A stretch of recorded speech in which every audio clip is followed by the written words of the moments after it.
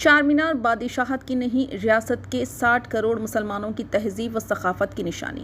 ریاست تلنگانہ کے لوگوں سے چار مینار کو ہدف کرنا ریاست کے مسلمانوں کے لیے ناقابل قبول ہے۔ ریاستی چیف منسٹر کا یہ کہنا ہے کہ چار مینار بادشاہت کی نشانی ہے، مسلمانوں کی دل آزاری کا باعث بنا ہے۔ ایک ایسی حکومت جو صرف اور صرف مسلمانوں کی تائید سے اقتدار میں آئی ہے، اس کے سربراہ کی جانب سے اس طرح کہنا مناسب بات نہیں ہے۔ مسلمانوں کی تائید کا کیا یہی صلہ ہے؟ چار مینار صرف ایک عمارت نہیں بلکہ اس علاقے کے مسلمانوں کی تہذیب و ثقافت، ہمارے اسلاف کی عظمت رفتہ، ہمارے شاندار ماضی اور عدل و انصاف کی نشانی ہے۔